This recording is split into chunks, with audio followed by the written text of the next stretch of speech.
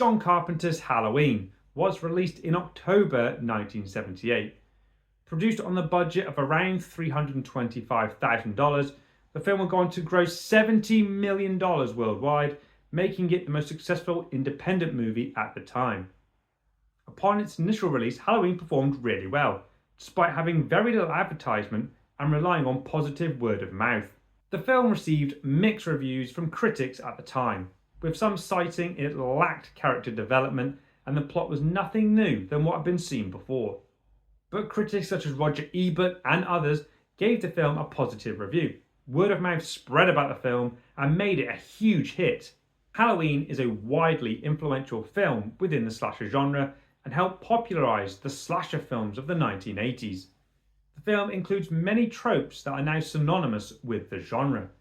The final girl trope, the killing of characters who are under the influence of substances or sexually promiscuous, and a theme for the killer all come from this movie. Halloween became the blueprint for success that many other horror films such as A Nightmare on Elm Street and Friday the 13th would follow. Before Halloween, John Carpenter had just directed the action thriller Assault on Precinct 13. The film didn't do very well in America, but soon found its audience around Europe.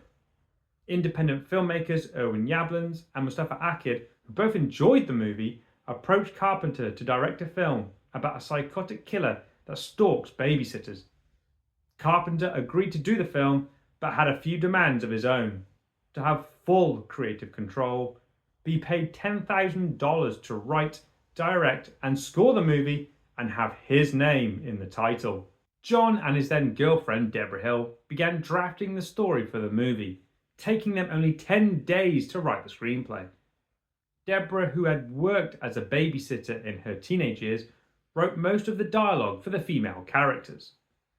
The fictional town of Haddonfield, Illinois, was derived from Haddonfield, New Jersey, where Deborah Hill was raised. During the writing process, the producers came up with the idea of setting the film on Halloween night and changing the title to Halloween, which Carpenter and Hill agreed to. When coming up with a backstory to Michael Myers, Carpenter drew on the haunted house folklore that existed in many small-town communities. He stated, "That's what teenagers believe. There's always a house down a lane that somebody was killed in, or that somebody went crazy in." Carpenter's inspiration for the evil that Michael embodies came from a visit during his college years to a psychiatric ward in Kentucky. Among the patients was a boy who possessed a blank schizophrenic stare. This experience inspired the characterization that Loomis gives of Michael to the sheriff. Because of the low budget, wardrobe and props were often crafted from items on hand or could be purchased cheaply, with many of the actors wearing their own clothes. In the script, it was described that Michael Myers' mask had pale features of a human face, so production designer Tommy Lee Wallace went out and purchased a Captain Kirk mask. He widened the eye holes, painted the mask white, and changed the hair, and gave us one of the most iconic masks in cinema. For the cast of Halloween, we begin with Donald Pleasence, who plays Dr. Sam Loomis. The low budget restricted a number of big stars that Carpenter originally wanted for the role. Pleasence was paid the highest amount of $20,000 and only agreed to star in the film because his daughter had enjoyed Assault on Precinct 13. Carpenter originally wanted Peter Cushing, who had recently appeared as Grand Moff Tarkin in Star Wars, but Cushing's agent rejected the offer due to the low pay. Christopher Lee was also considered for the part, but he also turned it down. He later admitted to Carpenter and Hill it was the worst decision of his career. Donald Pleasence would star in further installments of the Halloween franchise and would work with Carpenter again on Escape from New York and Prince of Darkness. Jamie Lee Curtis, who would later be known as a Scream Queen after this performance, plays Laurie Strode. Jamie Lee was not Carpenter's first choice for the role. He originally wanted to cast Anne Lockhart, who was the daughter of June Lockhart from Lassie. It wasn't until Deborah Hill learned that Jamie Lee Curtis is the daughter of Psycho actress Janet Leigh that she knew casting her would be great publicity for the film. Jamie Lee was cast, but she had reservations about the role. She felt she identified more with the other female characters, not the shy, quiet, timid young woman that was in the script. Charles Cyphers plays Sheriff Lee Brackett. Cyphers would go on to work with Carpenter again on Halloween 2, The Fog, and Escape from New York. Nick Castle plays Michael Myers, or The Shape as he's credited. Nick befriended John Carpenter while they attended the University of Southern California. He worked on the film for a very small amount of just $25 a day. Castle would go on to have a very successful career in writing and directing films, such as The Last Starfighter, and even assist Steven Spielberg in writing the script for Hook. PJ Soles plays Linda, one of Laurie's friends, who's best remembered for saying totally in almost every sentence. Totally. Totally. Totally. Totally. Totally. Totally. Totally. Soles was best known for her supporting role in Carrie at the time. According to Soles, she was told that Carpenter had written the role with her in mind.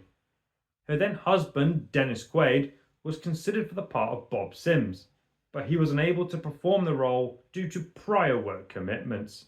Nancy Keys, credited as Nancy Loomis, plays Laurie's other friend Annie, who is the daughter of Haddonfield's sheriff. Nancy had a small part in Assault on Precinct 13 and would later appear in The Fog. The film opens on Halloween night 1963, where 6-year-old Michael Myers, who is dressed in a clown costume, watches his sister Judith and her boyfriend through a window.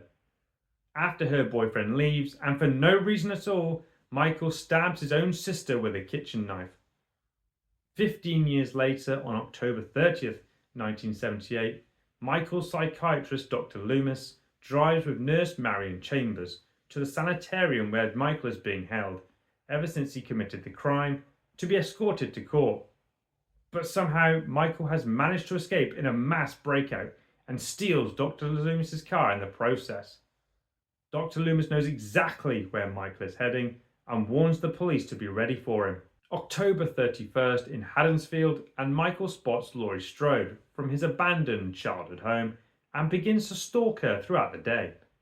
Laurie notices Michael outside her school and following her on her way home, but her two friends Annie and Linda dismiss her concerns. Dr. Loomis arrives in Haddonfield and begins to search for Michael. Along the way, he has discovered that Michael has killed a mechanic and stolen his overalls. He also finds that Judith Myers' headstone has been stolen from a local cemetery. Loomis then meets Sheriff Brackett, who is dealing with a robbery at a local hardware store, where knives and rope have been stolen. Dr. Loomis warns the sheriff that Michael has come to Haddonfield. Sheriff Brackett is skeptical at first, but the pair begin their search. At the old Myers house, Loomis tries to explain what kind of danger the killer possesses and that Michael is pure evil. The sheriff agrees to help. While he patrols the streets, Loomis waits at the old Myers house, expecting Michael to appear. That night, Annie and Laurie are babysitting across the street from each other. Laurie tries to calm down Tommy Doyle, who has been warned about the boogeyman from his school bullies. Tommy sees Michael believing he has seen the boogeyman, but Laurie dismisses his concerns. But all are unaware that Michael Myers is waiting and ready to kill.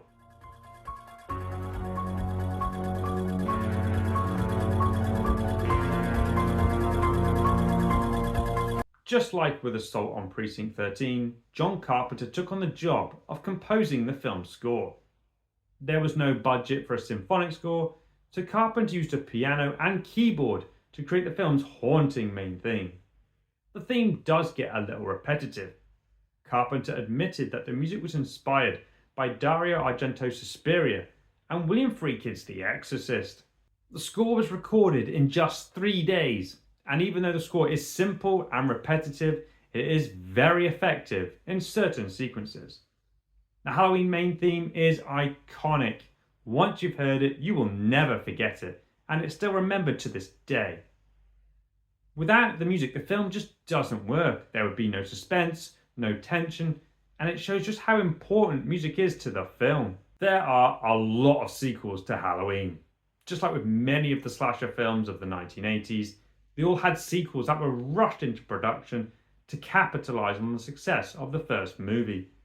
With many sequels looking cheap and very forgettable, unfortunately Halloween is no different. There have been 12 films since the release of the 1978 classic. Halloween 3 Season of the Witch is a spin-off with no links to Michael Myers, and Rob Zombie did a remake of the original film. David Gordon Green would later do a legacy sequel, which cancelled out all of the sequels to the original film. There are 3 different timelines within this franchise. Talk about confusing. Which one do you go with? The only films I've seen in this franchise is John Carpenter's Halloween and the Halloween trilogy that started in 2018 and concluded with Halloween Ends in 2022. I can't comment on any of the many sequels in this franchise because I've not seen them, but I have heard from others that they get worse and worse, so I've not wasted my time with them. But in my opinion, none of them will ever top the original. I highly recommend John Carpenter's Halloween. This was the second John Carpenter film I'd watched after The Thing, and I've been a huge fan of his work ever since. Watching the film in my late teens, early 20s, I didn't find the film that scary, but the movie does a great job in building tension and unsettling atmosphere. Michael Myers kind of creeps me out a little bit because there's no explanation to his motives, and the way he just stands and stares is a little unsettling. I also think keeping Michael in the shadows was a great idea by Carpenter. We do see him in the daylight, but that's when he's observing his victims.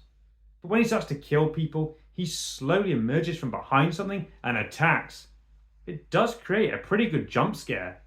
Dean Cundey's cinematography is great for the film, making a cheap movie look really impressive. It's the night sequences and the lighting where all of the visual effects look great.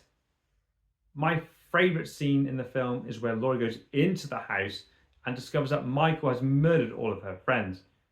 She backs away and we see his mask in the doorway. The lighting there is just fantastic, but there are so many iconic moments within the film.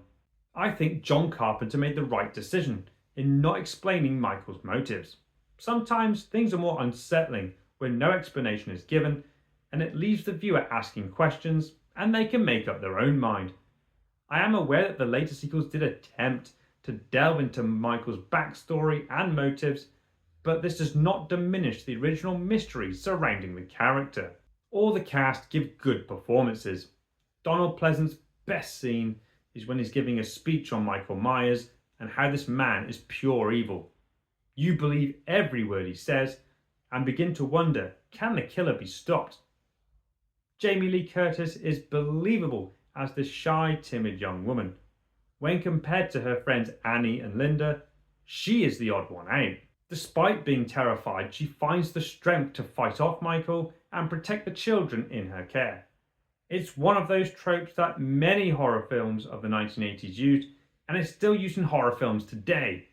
The coming of age, the victorious final girl.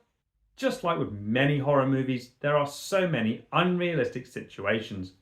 Who walks into someone's house in the middle of the night and doesn't turn the lights on? Just turn the bloody lights on.